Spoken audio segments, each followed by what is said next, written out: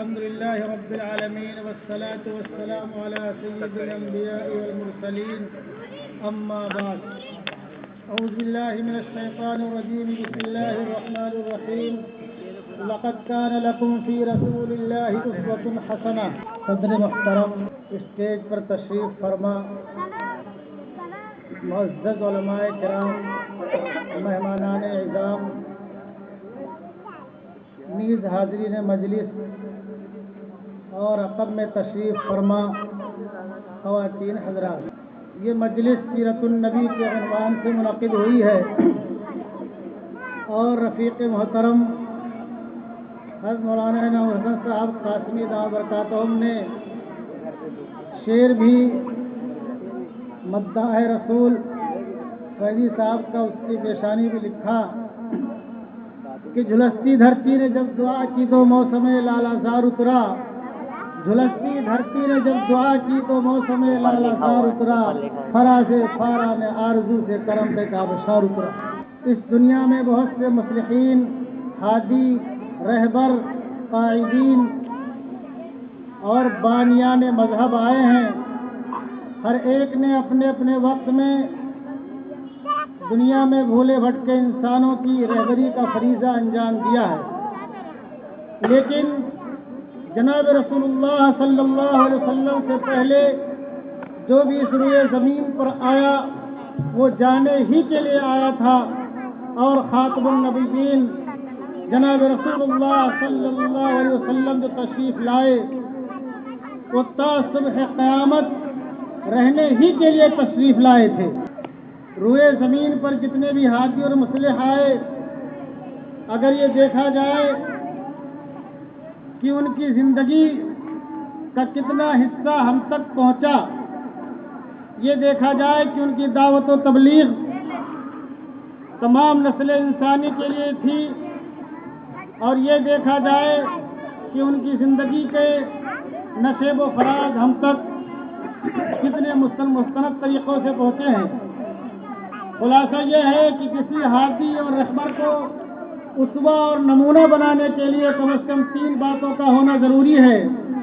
ایک تو یہ کہ اس کی دعوت و تبلیغ اور اس کا اصلاحی مشن جغرافیائی، طبقاتی اور برادری اور خاندانی اور قبائل کے شکنجے سے آزاد ہو، تمام نسل انسانی کے لیے ہو۔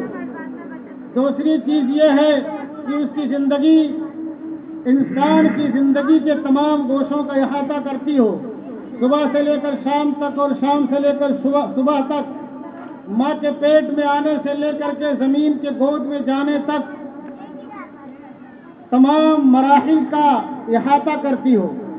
تیسری چیز یہ ہے کہ اس مصلح اور ہادی کی زندگی ہم تک بہت ہی معتبر ذرائع سے پہنچی ہو۔ دنیا رنگ و بو میں بہت سے مذاہب ہیں، اور ان مذاہب کے جو پیشوا اور قائد تھے، اگر ہم ان کی زندگی کا تجزیہ کریں گے یا ان کی دعوت و تبلیغ کا تجزیہ کریں گے تو ہم کو یہ معلوم پڑے گا کہ اکثریت کی دعوت و تبلیغ جملہ نسل انسانی کے لیے نہیں تھی، بلکہ کسی خاص قبیلے کے لیے، کسی خاص خطے کے لیے تھی۔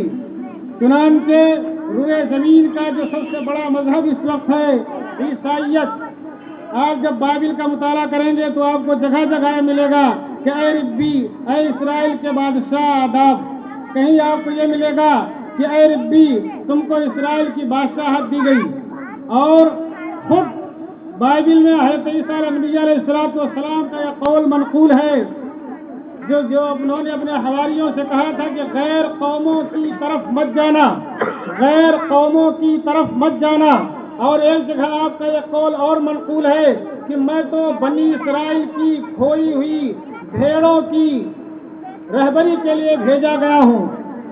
یہاں تک کہ ایک کنعانی عورت نے حضرت عیسیٰ علیہ السلام سے مدد کی درخواست کی تو انہوں نے کہا کہ یہ مناسب نہیں ہے کہ لڑکوں کی روٹی کتوں کے آگے ڈال دی جائے۔ مطلب یہ ہے میں تو محض اسرائیلیوں کے لیے بھیجا گیا ہوں، بنو اسحاق کی تعلیم و تربیت کے لیے بھیجا گیا ہوں، میں تمہاری مدد کے لیے کیسے آ سکتا ہوں؟ اسی طریقے سے روئے زمین پر جو دوسرا مذہب ہے، یقیناً جس مذہب کے پیروکار اس وقت روئے زمین میں سب سے زیادہ ذہین اور فطین مانے جاتے ہیں، اور شین کا مادہ بھی ان کے اندر بہت زیادہ ہے، بڑی شین کا۔ ان کا خود یہ کہنا ہے اور ان کی کتابیں خود یہ کہتی ہیں کہ ہمارا مذہب محض بنو اسحاق تک محدود ہے، اس کے آگے ہمیں کسی کے تعلیم و تربیت کی پرواہ نہیں ہے، کسی کی ہدایت کی پرواہ نہیں ہے۔ اور دوستو، اپنے وطن میں جو برادران وطن کا مذہب ہے، یقیناً یہ مذہب بہت پرانا مذہب ہے، اور بہت سے مورخین نے اور بہت سے لکھنے والوں نے اس کو حضرت نوح نبی علیہ السلام تک پہنچانے کی کوشش کی ہے۔ اور ان کی جو کتابیں ہیں ان میں سے بعض کتابوں کو حضرت نوح نبی علیہ السلام کے متعلق جو کچھ بھی صحیح کتابیں رہی ہوں وہ ثابت کرنے کی کوشش کی ہے۔ لیکن دوستو، برادران وطن کا جو مذہب ہے، اس مذہب میں اگر آپ غور کریں گے تو جو آپ کو سب سے پہلی بات ملے گی وہ یہ ملے گی کہ ایک طبقاتی نظام کو رواج دیتا ہے، اور ایک مخصوص طبقے کے لیے اور ایک مخصوص خاندان کے لیے مذہب ہے، اور باقی جتنے طبقے ہیں وہ سب کے سب اس کی خدمت کے لیے بنائے گئے ہیں اور سب خدمت پر مامور ہیں۔ چنانچہ اس میں جو اعلیٰ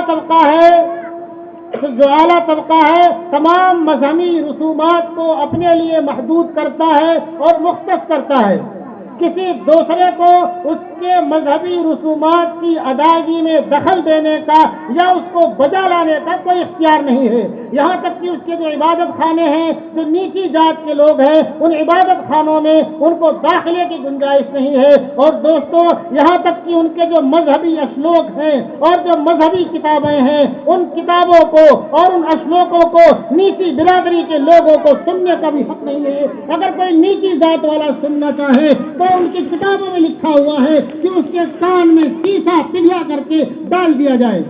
اسی طریقے سے اتنی اونچ نیچ اور طبقاتی نظام کو انہوں نے ایسا رواج دیا کہ اپنے آپ کو تو کہا کہ ہم خدا کے سر سے پیدا ہوئے ہیں، تمام فضیلتیں اور تمام برتریاں ہمارے لیے مختص ہیں، اور جو دوسرے لوگ ہیں وہ ہماری خدمت کے لیے بنائے گئے ہیں۔ یہاں تک کہ اگر اونچی برادری کا کوئی شخص ایسا جرم کر دے جو سزائے موت کے دینے کے لائق ہو، پھر بھی اس کا خالی سر مونڈ کر کے چھوڑ دیا جائے گا۔ اور نیچی برادری کا اگر کوئی آدمی کسی کو لکڑی اٹھا لے تو اس کا ہاتھ کاٹ دیا جائے گا، کسی کے اوپر لاٹ لگا دے تو اس کی ٹانگ کاٹ لی جائے گی، اور اگر کسی اعلیٰ تعلیم کے فرزند کو اعلیٰ طبقے کے فرزند کو تعلیم دینے کا دعویٰ کرے تو کھولتا ہوا تیل اس کے منہ میں اڑیل دیا جائے گا۔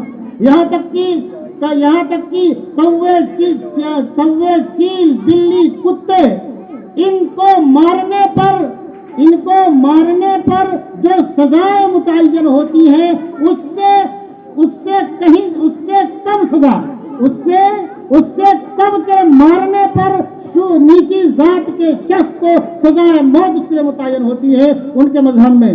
تو دوستو، یہ ہمیں دیکھنا یہ ہے کہ جو بھی ہادی اور مصلح آیا اس کی دعوت و تبلیغ تمام نسل انسانی کے لیے تھی یا خالص کسی مخصوص علاقے اور مخصوص طبقے اور مخصوص خاندان کے لیے تھی؟ تو دوستو، عیسائیت جو ہے اور یہودیت جو ہے وہ جیسا کہ میں نے بتایا وہ بنو اسرائیل تک محدود ہے، اور اسی طریقے سے اب جو برادران وطن کا مذہب ہے وہ بھی محض خاندان تک مذہبی رسومات محدود ہیں، اور باقی تمام کے تمام لوگ ان کے ہر کارے اور کارندے ہیں۔ اب آئیے جناب رسول اللہ صلی اللہ علیہ وسلم کے دربار میں اور آپ کی زندگی کا مطالعہ کیجئے۔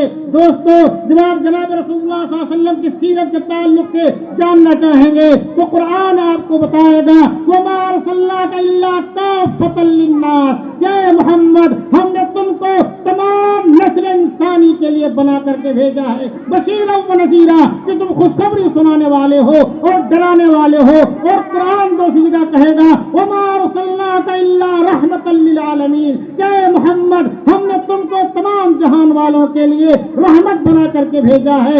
اور دوستو، اگر طبقاتی نظام کی بات لے لی جائے تو اسلام اس کی بہتری کرتا ہے۔ خود جناب رسول اللہ صلی اللہ علیہ وسلم نے حجۃ الوداع کے موقع پر فرمایا الا ان ربکم واحد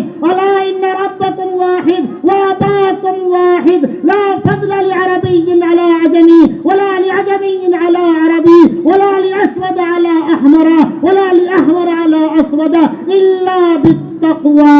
دوستو یہ جو لوگ طبقاتی نظام کو رائج کیے ہوئے ہیں اور پوری دنیا کو اپنے شکنجے میں کسے ہوئے ہیں، انہی میں کا ایک شخص ہے جس کو دنیا ایچ جی ویلز کے نام سے جانتی ہے، بہت بڑا رائٹر ہے. اس کا جب قلم چلتا ہے رسول اللہ کی زندگی کے تعلق سے تو ایسے کلومیٹر چلاتا ہے دوستو کہ آپ اس کو پڑھ نہیں پائیں گے، اگر اس کو بولا جائے تو آپ سن نہیں پائیں گے. لیکن جب وہ رسول اللہ کی زندگی کے ان کلمات کو نقل کرتا ہے جو آپ نے حجۃ الوداع کے موقع پر ارشاد فرمائے تھے، تو اب یہ کہنے پر مجبور ہو جاتا ہے کہ روئے زمین پر نسل انسانی نے جتنے بھی ہاتھی اور مسلح آئے کسی نے ایسا نعرہ نہیں لگایا، اور اگر کسی نے ایسا نعرہ لگایا تو اس کا نعرہ اور اس کی تمام جد و جہد ناکام ہو گئی.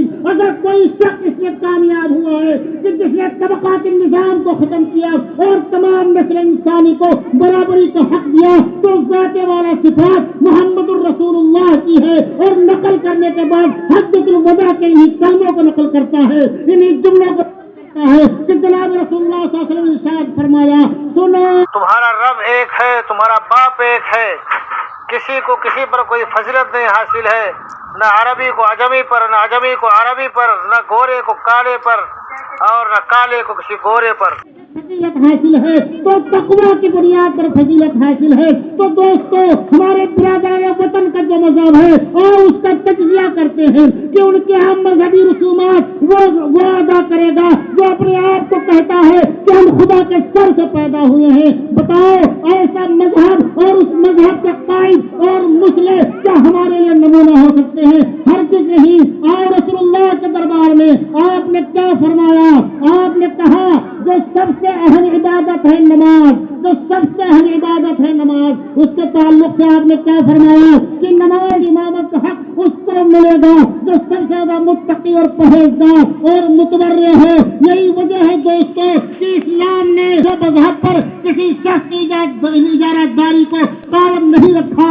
یہی وجہ ہے اگر آپ تاریخ کا مطالعہ کریں گے تو آپ کو معلوم پڑے گا کہ پہلی صدی کے بعد جن لوگوں نے اسلام کی عظیم خدمات انجام دی ہیں اور خدمات انجام دینے والوں میں ایسے لوگ آپ کو ملیں گے جو اکثریت جن کی فارسی نسل کی تھی.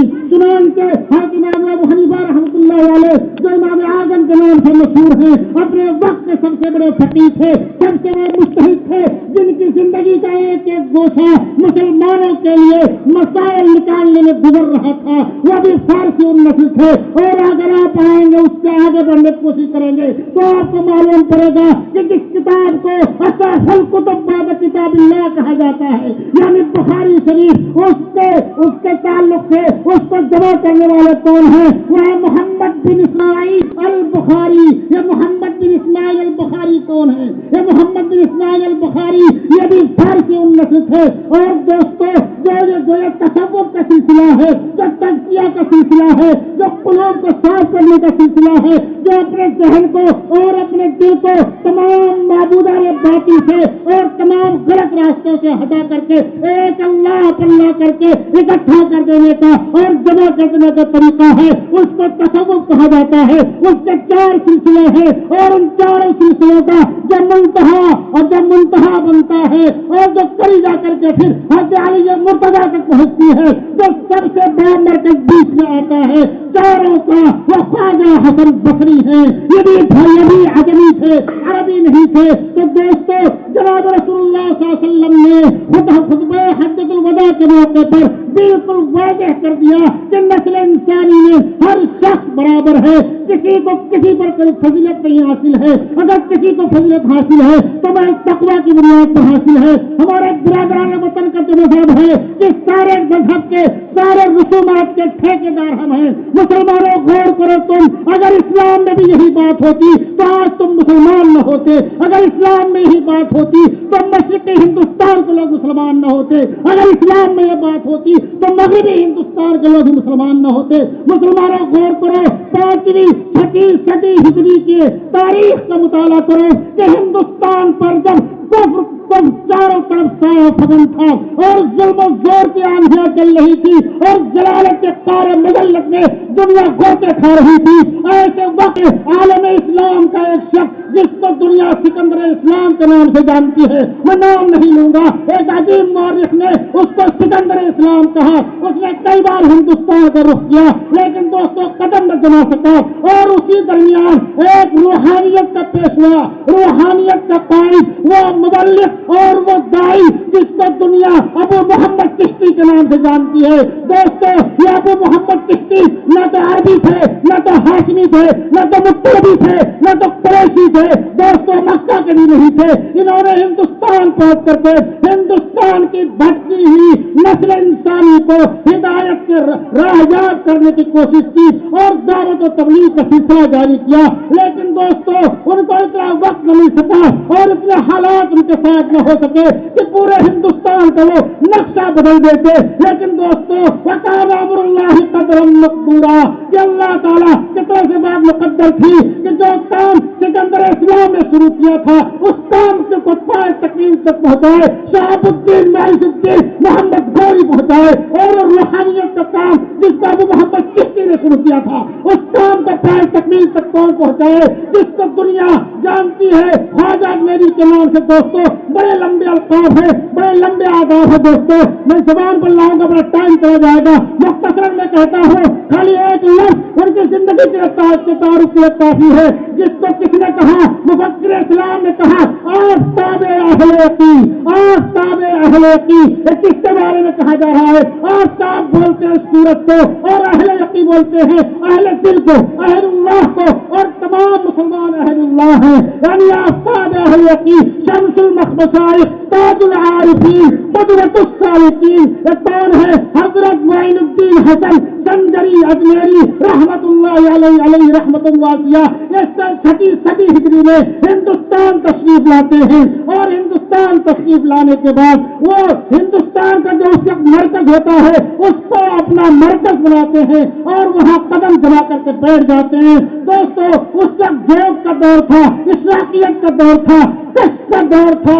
और दोस्तों बहुत सी ऐसी ताकतें थी, वो ताकतें गैर मरई तौर पर और नादीदा तौर पर इंसानों को अपने शिकंजे में कर लिया करती थी या उनकी निगाहों को मशहूर कर दिया करती थी।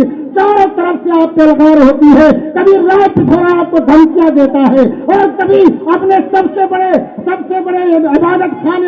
इबादत खाने के जिम्मेदार को आपके पास भेजता है और कभी अपनी सल्तनत के सबसे बड़े जोगी को बुलाता है जो बहुत बड़ा जोग जानता था, बहुत करतबबाज था, बड़ी शाही ताकत का मालिक था। लेकिन दोस्तों ख्वाजा अजमेरी ने इन तमाम चीजों का बहुत ही अज़्म इस्तिक़लाल के साथ मुकाबला किया। यहाँ तक कि जो उसके इबादत खाने का सबसे बड़ा जो मजहबी रसूम अदा करने वाला होता है वो भी धमकी देने आता है और ख्वाजा साहब के करीब पहुंचने से पहले ही उसके हाथ और पांव शल हो जाते हैं और शल होने के बाद फिर माही मांगता है और आपके कदमों में गिर करके आज हल्का बगोसी इस्लाम हो जाता है। इसी तरीके से जयपाल जोगी है, ये भी बहुत से करतब दिखाता है, बड़ी धमकियां देता है और आखिर में कहता सुनो ऐ फकीर, ऐ बोरिया नशी फकीर, तू यहाँ से चला जा, अगर तू यहाँ से नहीं जाएगा तो मैं इस थाल पर बैठ करके आसमान में उड़ जाऊंगा और आसमान में उड़ करके तेरे ऊपर में पत्थरों की और बलाओं की और मुसीबतों की बारिश करूंगा। चुनांचे वो खाल पर बैठता है और बैठ के ऊपर प्रयास करता है, यहाँ तक कि लोगों की निगाहों से वजह हो जाता है। ख्वाजा अजमेरी अपनी जूती को हुक्म देते हैं मुस्कुरा करके जा और उसको पीट करके नीचे ले आ। वो जूती उठते ऊपर जाती है और उसको पीट करके नीचे ले आती है, यहाँ तक वो भी आपके कदमों में गिर जाता है और वो भी हल्का बगोसी इस्लाम हो जाता है। तो दोस्तों हिंदुस्तान में एक तरफ सिकंदर इस्लाम ने मुसलमानों को कदम जमाने की कोशिश की तो दूसरी तरफ सिकंदर इस्लाम के बाद में होने वाले जानशी ने हिंदुस्तान में मुसलमानों के कदम को मजबूत किया। और दूसरा तबका जो रूहानियत का है, अबू मोहम्मद चिश्ती ने हिंदुस्तान में इस्लाम को रुसनात कराया, लेकिन उसकी तकमील किससे हुई? ख्वाजा मोइनुद्दीन हसन चिश्ती अजमेरी संजरी से हुई। और दोस्तों मैं अपना जुमला मैं अबुल फजल फैजी का आन अकबरी के हवाले से खाली एक जुमला नकल कर दूं।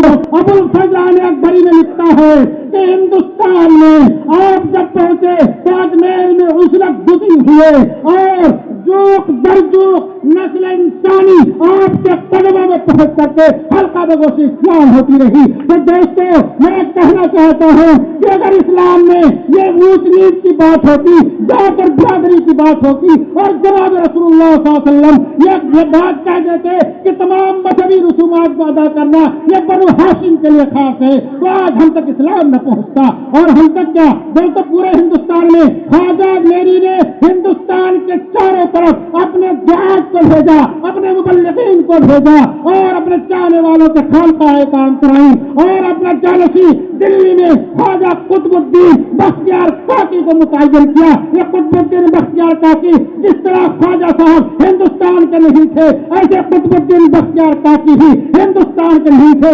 आज के जमाने में एक मुल्क है जिसको किर्गिस्तान कहा जाता है, किर्गिस्तान का शेर औश है, हजरत वहां के रहने वाले थे और आपने दिल्ली में बैठ करके ख्वाजा साहब की तालीमात और आज के तस्किया से मुतासिर होकर के नस्ल इंसानी को राहयाब करने का सिलसिला जारी किया और उसका काम रहे। और दोस्तों मैं भी अर्ज करता चलूं, हमारे बहुत से लोग ये समझते हैं कि ये फकीरी गरीबों का हिस्सा है, जिसको खाने को न हो, जिसको पहनने का कपड़ा न हो, जिसको पहनने की जूतियां न हो, जिसको सर छुपाने के लिए छत न हो। दोस्तों ये दरवेशी और फकीरी, ये लिल्लाहियत और तस्किया और ये तसर्रुफ मेरे फकीरों का काम नहीं। दोस्तों मैं बताता हूँ तुमको, सुनो, इब्राहिम अदहम को जानते हो? ये इब्राहिम अदहम कौन है? बल्ख के बादशाह हैं, शहजादे हैं, लेकिन जरा से तरब्बुह के बाद सल्तनत को लात मार देते हैं, सल्तनत को लात मार देते हैं और लात मार करके एक घर में जा करके मुसलसल 9 साल तक इबादत में मसरूफ रहते हैं। खाली जुमा के दिन छुट्टी करते हैं और सुबह लकड़ियां चुनते हैं, उसको बेचते हैं, जुमा की नमाज अदा करते हैं, फिर घर में चले जाते हैं। दोस्तों मैं यहाँ रुक करके भी बता दूं आपको, आज हमारे बहुत से भाई जो जितने टंकर उतने शंकर में लगे हुए हैं, उनको सोचना चाहिए। हमारे भाई बहुत से ना समझी में सांपों की भी पूजा करते हैं। दोस्तों अगर तुम अल्लाह का हो जाओगे, अल्लाह की इबादत करते रहोगे, तो सांप तुम्हारी हिफाजत के लिए मुतय्यन हो जाएगा, तुमको गर्मी पहुंचाएगा। चुनांचे हजरत इब्राहिम ने अदहम ने एक शाम को यखबख्ता यानी बर्फ को तोड़ा और उसको गला पिघला करके वो पानी हो गया, तो उससे आपने नहाया और रात भर मसरूफ इबादत रहे। सुबह आपको ठंडी बहुत तेज लगने लगी, आपने सोचा काश की गर्मी यहीं से हासिल हो जाती तो मुझे थोड़ी नींद आ जाती। दोस्तों आप ये सोच ही रहे थे कि आप गुरूदगी जारी हुई और आपको हरारत महसूस हुई और जब आपकी आंख खुली तो आप क्या देखते हैं कि एक अच्छा है जो आपको अपने साये में लेकर के आपको गर्मी पहुंचा रहा है। जब आपकी आंख खुलती है तो अल्लाह से दुआ करते हैं, ऐ बारे इलाहा तूने इस शहर को मेरे लिए सुकून का जरिया बनाया, लेकिन एक दोना मुझे इससे खौफ भी है, इसको यहाँ से बुला ले। फौरन अपनी मुंडी जमीन पर पड़कता हुआ बाहर चला जाता है। दोस्तों मेरे कहने का खुलासा ये है कि हम इन छोटी छोटी चीजों की प्रैक्टिस करते हैं। दोस्तों हमारे हिंदू भाई भी गौर करें कि हम कहाँ फंसे जा रहे हैं। अगर हम अल्लाह की इबादत करेंगे तो अल्लाह ताला इन सांपों के हम दूध पिलाते हैं, वही सांप हमारी हिफाजत का जरिया बन जाएंगे। और दोस्तों ये फकीरी बस गरीबों का हिस्सा नहीं है कि दावत और तबलीग का काम खाली गरीबों का है, फकीरों का है। दोस्तों सुनो कि छोटा को तुम जानते हो, ख्वाजा अशरफ जहांगीर अस्समानी ये कौन है? सम्मान के थे और सम्मान के शाही खानदान थे, इनका ताल्लुक था, ये तख्त और ताज के मालिक थे। दोस्तों लेकिन अल्लाह की मोहब्बत और अल्लाह की याद दिल में आई और रात में ख्वाब देखते हैं कि तुम तख्त और ताज के पीछे पड़े हो, जाओ तुम बंगाल के अलाउद्दीन के पास और उससे तुम दीन का काम सीखो और तुमसे एक जहान रोशन होगा और फैज पाएगा। चुनांचे तख्त ताज अपने छोटे भाई महमूद को हवाले करके हिंदुस्तान तस्लीम लाते हैं। दोस्तों अगर आप तारीख को मुताला करेंगे तो मशरिकी यूपी का एक बहुत बड़ा हिस्सा हजरत ख्वाजा अशरफ जहांगीर सम्मानी की तालीमात से मुतासिर है और बहुत बड़े तबके ने उनके दस्ते हक पर ईमान कबूल किया है। और दोस्तों आपको भी मालूम होगा कि यहाँ से गुलबर्गा करीब है, गुलबर्गा में एक बुजुर्ग है جن کا نام ہے محمد، جن کی کنیت ہے ابو فتح، جن کا لقب ہے صدر الدین، اور جن کا ایک لقب اور ہے جو ان کے پیر نے ان کو دیا تھا، وہ لقب ہے گوث دراز، بندہ نواز، اور اسی سے مشہور ہے۔ دوستو جانتے ہو یہ بندہ نواز گوث دراز کون تھے؟ میں معلوم ہونا چاہیے کسی فقیر کے خاندان کے نہیں تھے، کسی غریب خاندان کے نہیں تھے۔ دلی کو جب ویران کیا کس نے؟ یہ تغلق خاندان کے بادشاہ نے، اور کہاں تمام کے تمام لوگ دولت آباد کر کے بسو، تو ان کے والدین ہی وہاں کے کہاں آ گئے؟ دولت آباد آ گئے، اور ان کے اہل خانہ بہت اونچے عہدوں پر فائز تھے، لیکن ان تمام چیزوں کے باوجود آپ نے ترک دنیا کیا اور اللہ کے لیے قربانیاں دی، اور آپ ہندوستان کے بہت سے علاقوں میں پھرتے رہے اور اسلام کی دعوت و تبلیغ دیتے رہے، یہاں تک کہ جب آپ دکن پہنچتے ہیں تو جو اس وقت دکن کا راجا ہوتا ہے فیروز شاہ پہلوی، وہ آپ کے استقبال کے نکلتا ہے اور بس شہانہ استقبال کرتا ہے اور آپ کو بولتا ہے کہ آپ دکن ہی میں تشریف رکھے۔ چنانچہ آپ کا انتقال کہاں ہوتا ہے؟ گلبرگہ میں ہوتا ہے، اور آپ کی قبر مرجع خاص عام بنی ہوئی ہے۔ تو دوستو یہ کہنے کا خلاصہ یہ ہے کہ جناب رسول اللہ صلی اللہ علیہ وسلم نے مذہبی رسومات کو اپنے لیے یا اپنے خاندان والوں کے لیے خاص نہیں کیا۔